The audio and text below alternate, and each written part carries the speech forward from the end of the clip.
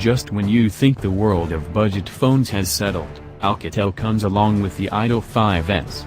At first, this looks to be the best phone you can buy under $300. It has a top-notch look and build, runs Android Nougat 7.1 and has similar hardware to one of our favorite budget phones, the Moto G5 Plus, not to mention price.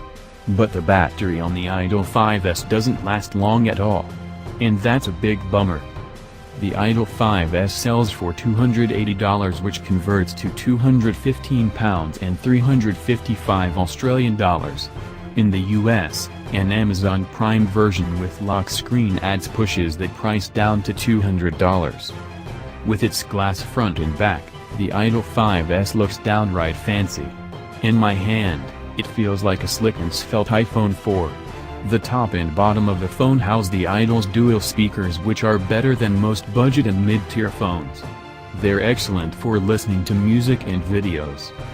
The Idol 5S includes Google Assistant for fast Google queries, finding photos and dictating messages. The 5S has a 2 GHz octa-core Qualcomm Snapdragon 625 processor and handles everyday tasks just fine: messaging, social media and playing games like Super Mario Run, Modern Combat 5 and Incredible Monster Hero. There's a fingerprint reader on the back to unlock the phone, and it has a couple tricks.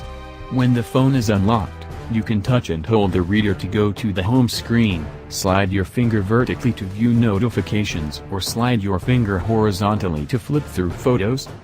You can also set specific fingers to trigger shortcuts. For example, I can use my index finger to unlock the phone and go straight into the Messages app. Other fingers can be set to trigger different shortcuts, including launch Google Assistant, compose a message or email, take a selfie, show recent calls, launch the camera app, set a timer or alarm, add an event, open the calculator. But the fingerprint reader can't be used for Android Pay since the Idol 5S lacks NFC. It's worth noting that most budget phones in the US don't have NFC, but many in the UK and Australia do. Photos from the 12-megapixel rear camera are nice for the price, but aren't comparable with pictures from more expensive phones like the Galaxy S8, Google Pixel or iPhone 7. For me that's fine because, again, the Idol 5S is a third of the price. The Idol 5S shoots decent 1080p video, but it can't record 4K video and there isn't any optical image stabilization, something that's pretty common with budget phones. It does have digital image stabilization for video though, and that was impressive. Given all this, you'd think the Idol 5S would be the best budget phone you can buy. Unfortunately, there are two problems. The first is the battery. In our looped video battery test, it lasted a meager 7 hours and 48 minutes. That's the shortest time for any phone we've tested in the past 2 years. And while it got me through most days with real-world usage, there were days after heavy use where it needed to be charged by the late afternoon. The second problem isn't one, per se, unless you're Alcatel.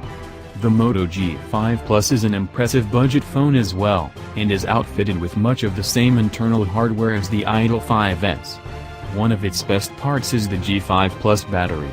It lasted 13 hours and 22 minutes in our tests. That's a big difference. The Alcatel Idol 5S is a good phone, but its Achilles heel is its mediocre battery. While it's a deal breaker for me personally, it may not be for others. If you can get past charging it more frequently, it is otherwise a wonderful phone for the price. However, there are other similarly priced phones with similar specs to consider as well, including the Nokia 6, the Huawei Honor 6X and the aforementioned Moto G5 Plus.